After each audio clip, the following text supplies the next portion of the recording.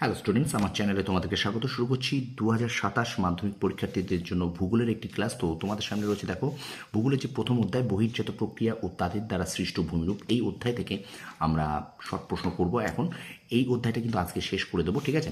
তো দেখো এখানে তোমাদের বায়ুর কাজ এই অধ্যায়টা আছে, অর্থাৎ মানে বহির্জাত প্রক্রিয়া ও তাদের দ্বারা সৃষ্ট ভূমিরূপের এই বায়ুর কাজ হলো শেষ অংশ, চতুর্থ অংশ। তো এই বায়ুর কাজ থেকে আমি কিন্তু এমসিকিউ তোমাদেরকে করিয়েছি। তো আজকে তোমাদের কিন্তু এসএকিউ এবং তোমাদের জন্য শূন্যস্থান পূরণ নিয়ে এসেছি, ঠিক আছে?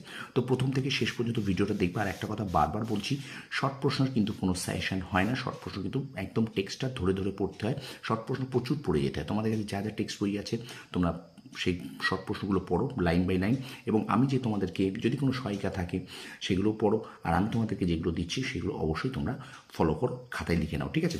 তো আর একটা কথা, আমি কিন্তু অলরেডি তোমাদের সাজেশন দেওয়া শুরু করেছি। তো খুব শীঘ্রই আমি কিন্তু ক্রমশই বাংলা, ইতিহাস এবং ভূগোলের সাজেশন দেবো। তো সেই মতো কিন্তু ভিডিওটাকে অবশ্যই তোমরা একটু আমার চ্যানেলটিকে সাবস্ক্রাইব করে রাখো। যারা এখনও সাবস্ক্রাইব করোনি তারা প্লিজ সাবস্ক্রাইব করো আর আমার চ্যানেলটিকে সাপোর্ট করো, ঠিক আছে? তো চলো শুরু করি। মাধ্যমিক 2027 ভূগোল, বহির্জাত প্রক্রিয়া ও তাদের দ্বারা সৃষ্ট ভূমিরূপ, বায়ুর কাজ, এই অধ্যায় থেকে আমরা এই পার্টটা থেকে আমরা এখন শর্ট প্রশ্ন করবো। তো চলো শুরু করে দিই ক্লাসটি। দেখো প্রথম প্রশ্ন দেখো, বলছে সাহারায় বালুকাময় মরুভূমি কি নামে পরিচিত? আর্ক। 2 নম্বর প্রশ্ন, পৃথিবীর শুষ্কতম মরুভূমির নাম কি? আটাকামা। মনে রাখবে এটা চিলিতে অবস্থিত। আচ্ছা, মেক্সিকো মরুভূমির প্লায়া হ্রদকে কি বলে? বলসন। অথবা দেখো প্লায়া হ্রদগুলি আমেরিকা যুক্তরাষ্ট্রে কি নামে পরিচিত? এটাও কিন্তু তোমার এই বলসন নামে পরিচিত। উত্তর কিন্তু এখানে বলসন, ঠিক আছে? বলসন নামে কিন্তু পরিচিত। তারপর দেখো বায়ুপ্রবাহের সমান্তরালে সৃষ্ট বালিয়ারিগুলির নাম লেখো। একটা অনুদৈর্ঘ্য বালিয়ারি অথবা বায়ুপ্রবাহের সমান্তরালে যে বালিয়ারি গঠিত তাকে কি বলে? না কিন্তু সিপ বালিয়ারি বলে, ঠিক আছে? সিপ বালিয়ারি। পরে প্রশ্ন দেখো, পৃথিবীর বৃহত্তম মরুভূমির নাম কি? আফ্রিকা সাহারা। 6 নম্বর, ক্ষুদ্রাকৃতি মেসাকে কি বলে? বিউট। আচ্ছা, অপসারণের ফলে সৃষ্ট ব্লো আউট জাতীয় গহ্বরকে থর মরুভূমিতে কি বলে? ধান্দ। আচ্ছা, পরের প্রশ্ন, বায়ুর ক্ষয়জাত কোন ভূমিরূপ দেখতে ব্রাজিল নাটের মতো? ভেন্টিফ্যাক্ট। সাহারা শব্দের অর্থ কি? বিজন প্রদেশ। 10 নম্বর দেখো, থর মরুভূমিতে ওয়াদি কি নামে পরিচিত? নালা। 11 নম্বর, এশিয়ার বৃহত্তম সঞ্চরণশীল মরুভূমি কোনটি? উত্তর হবে এশিয়ার গোবি মরুভূমি। আচ্ছা, 12 দাগ দেখো, বায়ুর অপসারণের ফলে সৃষ্ট ভূমিরূপগুলি কি কি? ব্লো আউট ও মরুদ্যান। পেডিমেন্ট কথাটির অর্থ কি? পাহাড়ের পাদদেশ। আচ্ছা, একমুখী বায়ুপ্রবাহযুক্ত মরুভূমিতে কোন দুটি বালিয়ারি গঠিত হয়? তির্যক বালিয়ারি আর সিপ বালিয়ারি। আচ্ছা, 15 দাগ দেখো, পৃথিবীর কোন অঞ্চলে বায়ুর ভূমিরূপ পরিবর্তন অংশগ্রহণ করে? পৃথিবীর কোন অঞ্চলে বায়ু ভূমিরূপ পরিবর্তন অংশগ্রহণ করে? মরু ও উপকূলবর্তী অঞ্চলে। আচ্ছা, 16 দাগ দেখো, দক্ষিণ গোলার্ধের দুটি ক্রান্তীয় উষ্ণ মরুভূমির নাম লেখো। একটা হলো চিলির আটাকামা এবং অস্ট্রেলিয়ার গ্রেট অস্ট্রেলীয় মরুভূমি। আচ্ছা, সিপ বালিয়ারির নামকরণ কে করেন? ব্যাগনল্ড। আচ্ছা, যে সকল বালিয়ারি দেখতে অনেকটা পিরামিডের মতো তাদের কি বলে? নক্ষত্র বালিয়ারি। 19 দাগ দেখো, উত্তর গোলার্ধের দুটি উষ্ণ মরুভূমির নাম লেখো। আফ্রিকার সাহারা ও উত্তর আমেরিকার সোনেরান। আচ্ছা, বায়ুর কোন ক্ষয়কার্যের ফলে শিলার গায়ে আঁচড় কাটা দাগ দেখা যায়? বায়ুর কোন ক্ষয়কার্যের ফলে শিলার গায়ে আঁচড় কাটা দাগ দেখা যায়? এটা হলো অবঘর্ষ। আর মরুস্থলী শব্দের অর্থ কি? মৃতের দেশ, ঠিক আছে? চলে যাবো পরের প্রশ্নে। দেখে নাও, পাথুরে মরুভূমি অস্ট্রেলিয়ায় কি নামে পরিচিত? গিবারস।